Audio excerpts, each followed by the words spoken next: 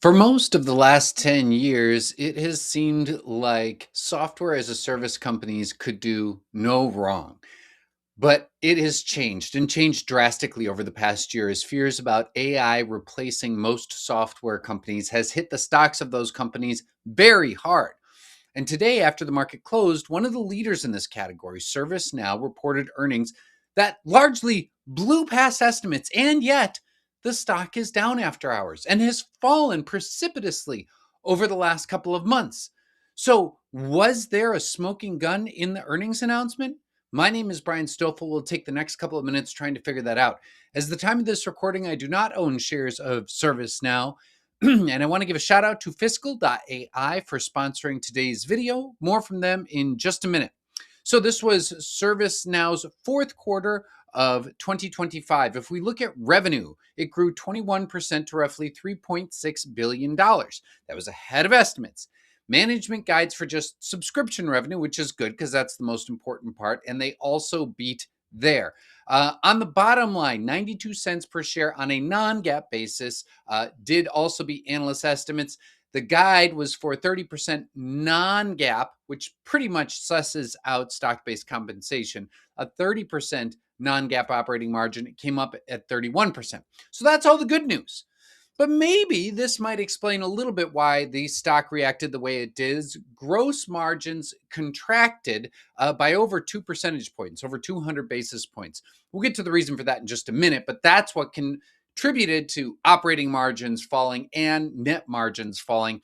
Free cash flow grew over 40%, so no problems there. And a lot of it was the best kind, which is unearned revenue. In other words, subscriptions that were paid up front and the company already has the cash. Net income was only up a little bit because of some accounting gimmicks. And the balance sheet's in great shape. Nothing to worry about there. So let's look at the company's income statement and go from top to bottom. As I said, revenue grew 21%, but the cost of that revenue grew 32%. Now remember that ServiceNow works by automating workflows and giving you control over those workflows. And that should be a relatively high margin business.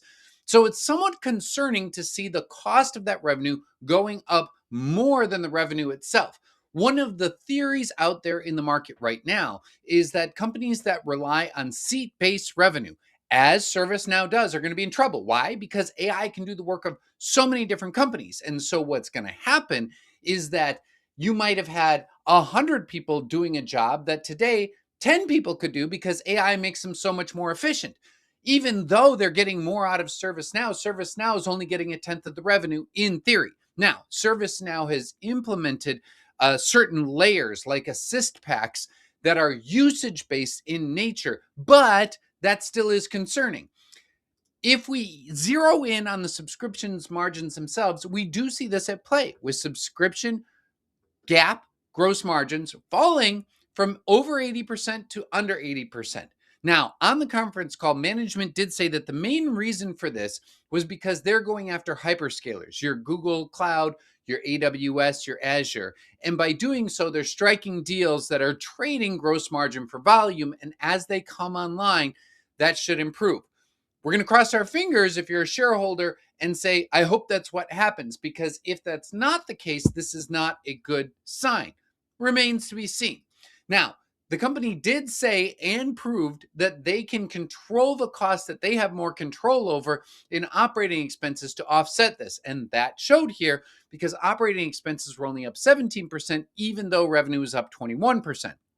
That being said, it wasn't enough to make up for the shortfall that contracting gross margin created. That's why operating income was only up 18%, less than revenue. And because of some accounting gimmicks and some things happening with taxes, this is much less meaningful. It is also worth noting that the weighted average shares diluted that were outstanding remains exactly the same as it was last year. But what else happened during the quarter? Well, for that, we're going to head on over to Fiscal AI. Now, the reason that we partner with Fiscal AI is because this is probably the best source that we have that you can look through a company's financials and get a lot of functionality absolutely free. Now, if you'd like a subscription, you can use this link and get that subscription for 15% off. So I head on over and I'm in the financials tab, and I also clicked on right here, segments and KPIs. This first number that I pulled up is subscription revenue for the company. And you see that it came in with just under $3.5 billion for the quarter. Now, the important thing to note here is that there have been fits and starts. This is a little bit of a chart crime just in terms of it makes it look like these are huge changes, but they're actually not. And so you see that the high point of the growth rate over the last couple of years was at the end of 2023 at 27%, but we're still above 20% growth. It's fine if it decelerates over time. You can't keep these growth rates up forever. But this is a pretty reasonable deceleration. And actually, if you look at it, the growth rate is pretty much the same as where it was in the year ago quarter. What else can we see on Fiscal AI? Well, the other thing that I pulled up here is current remaining performance obligations. Now, what does that mean? What that means is remaining performance obligations are pretty much revenues that the company has collected or have signed contracts to collect and recognize as revenue over the next year. That's the current part. And right now, that's sitting at $12.9 billion. But here's the really important part, it's growing faster than revenue. Remember, revenue is growing 21%. Current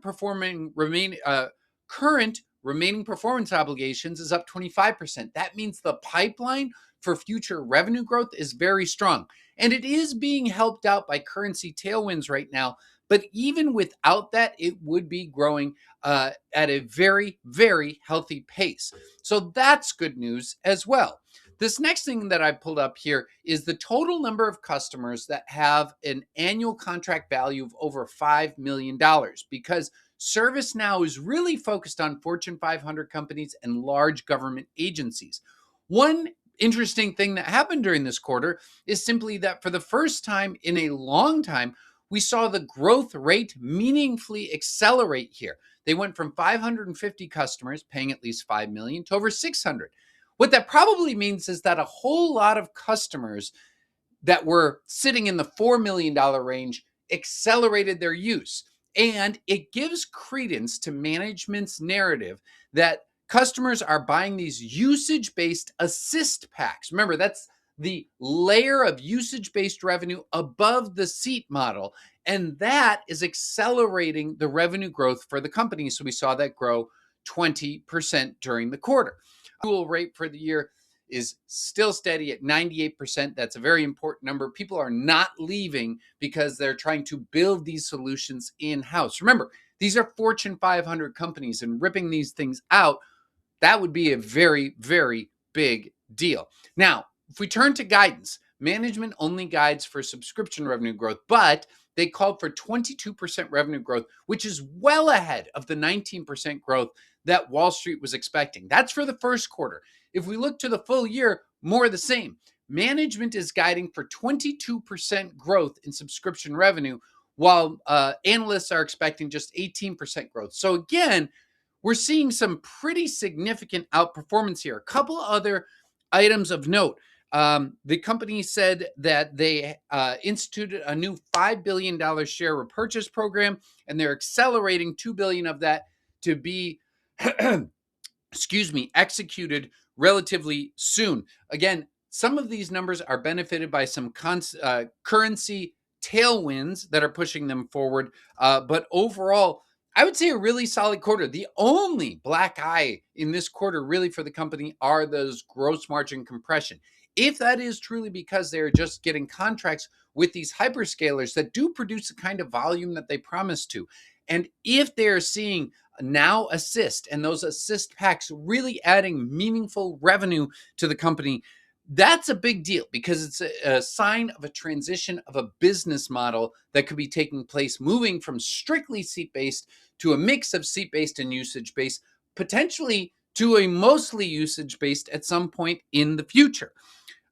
Which then brings us to kind of valuation, and where are we with valuation? Before we get to that, I just want to say the things that I think investors should watch, and I may become one in the next couple of weeks.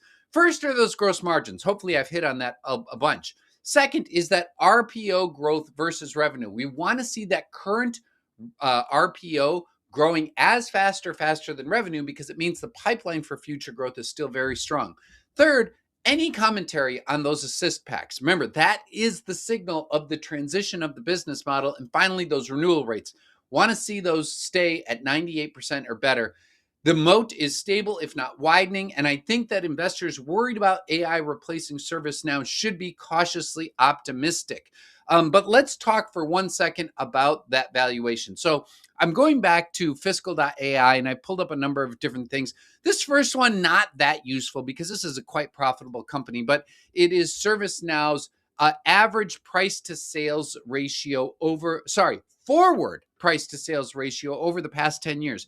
On average, it goes for about 12 times forward sales, but today it's trading for about 9 times forward sales. So what that means is that we're at least 30% discount to the average. But again, that's price to sales. This is a later stage company, so it might be better to look at something like, for instance, their forward PE ratio. Right now, the company trading for about 34 times forward GAAP earnings. Over the past 10 years, it's averaged about 70 times GAAP earnings. So 34 is not cheap, but at the same time, we've got a company growing over 20% that could have 40% free cash flow margins, and 34 is not obscene. It does have a rule of 40 score of 55, so they are achieving a great balance of both profitability and revenue growth. About a 50% discount from the average over the last 10 years, still not cheap on an absolute basis. And finally, if we look at the company's forward price to free cash flow ratio, we see it trading at about 27 times forward free cash flow. Again, that's about a 30% discount to its average over the last 10 years of trading at about 40 times forward free cash flow. But what I like to do is do a reverse discounted cash flow analysis. And here's how you do it. First, we put in the company's ticker symbol right here, NOW. And then what we want to do is put in the free cash flow. Now, over the last 12 months, ServiceNow has $4.6 billion in free cash flow. However, I want to optimize that because increasing margins are going to skew things a little bit. And I'm going to optimize ServiceNow's free cash flow margins for the foreseeable future once they hit that at 40%. And if it did have that, then it would have roughly $5.3 billion in free cash flow right now. So what we need to do now is make these two numbers match. And if I look after hours, it's trading at about $126. So I want this green number right here to be 126. What you can see now is that what we're solving for is what is the company's revenue growth rate, because we optimize the free cash flow margins. What does the revenue growth rate need to be to justify the stock price? And if we look, I think the answer is going to be about 10%. So let's think about this. If ServiceNow can hit 40% free cash flow margins and it has a 3% terminal growth rate, then just to be a market matching investment, it needs to average 10% revenue growth per year over the next 10 years. Well, what do analysts expect moving forward? We can go on back over to Fiscal AI to look at this. You do need the ability to see into the future, the analyst estimates with this, and that you do have to pay for. But what you can see here is that they expect 18, 19, 17% growth over the next 3 years. Now, obviously, that's way above the 10% that's needed.